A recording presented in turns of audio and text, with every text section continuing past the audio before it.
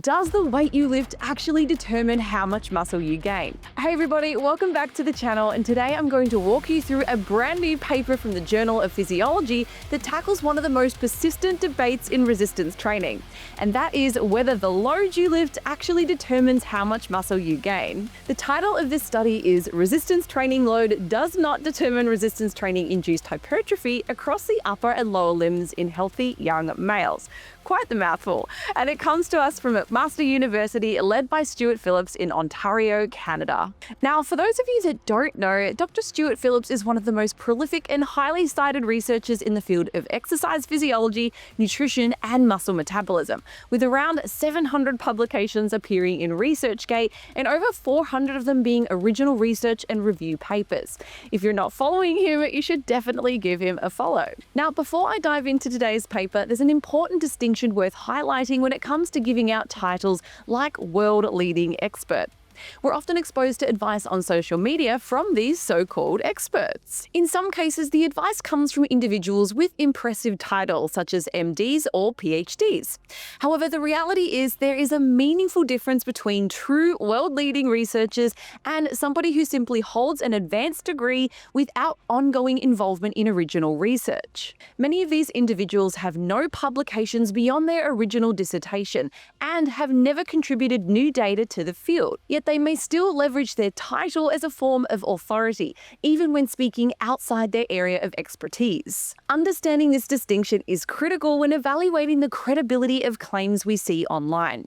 And this is exactly why in areas like exercise physiology and nutrition, we need to listen to scientists like Dr. Stu Phillips. Stu isn't just interpreting or offering an opinion about research like I am, he is producing it. His lab generates original data, his work is rigorously peer-reviewed, and his findings are cited and built upon research around the world. That is what defines a true authority in science. Not a title, not a social media following, but sustained contribution to the evidence base. In a space crowded with credentials but short on accountability, listening to researchers whose labs actively publish is how we stay grounded in what's actually supported by science. So, getting back to today's paper, this study is especially interesting because it doesn't just ask whether heavy or light loads lead to more muscle growth. It asks the question of why people respond so differently to training in the first place, and whether those differences are driven more by training variables or by inherent biological factors within the individual. So let's take a look at the methods. What did the researchers do? So before we get into the findings, it's important to understand how this study was designed, because the methods are really the strength of this paper. The researchers recruited 20 healthy, young, recreationally active but untrained men. None of them were engaged in structured resistance training beforehand, which is important because it limits the confounding effect of prior training history. This study used a unilateral within-subject design, meaning that each participant trained one arm and one leg with a higher load and the opposite arm and leg with a lower load. This design is excellent because it allows each person to act as their own control. The training lasted 10 weeks with 3 supervised sessions per week. For the legs, participants performed unilateral knee extensions, or more commonly referred to as the leg extension, and for the arms they performed unilateral dumbbell preacher curls. One limb was assigned to a higher load condition where participants trained at roughly 70 to 80% of their 1 rep maximum for 8 to 12 reps per set. The contralateral limb trained with a lower load, around 30 to 40% of their 1 rep max for 20 to 25 reps per set. Importantly, both conditions were performed for 3 sets taken all the way to failure every session. Now, this point matters a lot. Volitional fatigue, as it's described, was defined as the inability to complete another concentric rep throughout a full range of motion with proper form. Loads were adjusted throughout the study to make sure participants stayed within their assigned rep ranges while still reaching fatigue. So, as you can see, the effort was tightly matched between both conditions, even though the load and the rep numbers differed substantially. The training tempo was also controlled, and the rest periods were standardized at 90 seconds, and compliance was 100% throughout the study. So from a training perspective, this was about as controlled as you can realistically get in human resistance training research. Now, the diet was also carefully managed. Participants recorded their food intake multiple time points throughout the study, and everyone was provided with a whey protein supplement twice per day to ensure protein intake exceeded 1.6 grams per kilogram of body mass per day. That helps rule out inadequate protein intake as a limiting factor for hypertrophy. Now, let's talk about how muscle growth was actually measured, because this study left no stone unturned. Fat and bone-free lean mass was assessed using a DEXA. Muscle size was measured using B-mode ultrasound to assess both muscle thickness and cross-sectional area in the biceps brachii and vastus lateralis. They also performed muscle biopsies of the vastus lateralis to directly assess muscle fiber cross-sectional area for type 2 and type 1 fibers.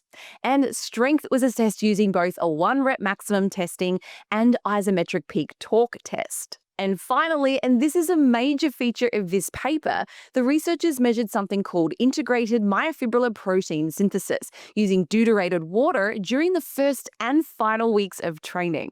Basically, this method tracks how much contractile muscle protein or myofibrillar protein your body builds over an extended period of time. To do this, they have people drink a special kind of water containing a hydrogen isotope. The isotope becomes incorporated into newly synthesized muscle proteins, which allows the researchers to track and quantify how much new muscle protein was built over the measurement period. So we're not just talking about whether a muscle got bigger, we're talking about whole body lean mass using DEXA, regional muscle size using ultrasound, fiber level hypertrophy using biopsy, strength using 1-rep max testing, and the underlying synthetic response driving those changes, which is the deuterated water method. So as you can see, this study was so incredibly thorough, and it was really cool to see so many indices of muscle growth included, with the ability to see how they responded to the different training modes. Now, before we jump into the results, I want to take a quick moment to share something I've been building, and that's my evidence-based fitness platform, Be a Fit. This is my brand new workout app, and it's the practical extension of real exercise science. Inside Be a Fit, you'll find hundreds of training programs for all experience levels, with options for strength, hypertrophy, warm-ups, cardio, and so much more. It's truly a one-stop shop for getting better results without the guesswork. Now, if you'd like to support me and this channel, you can check out the app at getbeafit.com. It's available on iOS and Android with a range of subscription options. And if you're not ready for an app just yet, you can also download my programs directly from bea-body.com. And with that said, let's get back to the results. So what did the authors find? After 10 weeks of training, participants gained muscle across essentially every measurement technique. Lean mass increased in both the arms and the legs.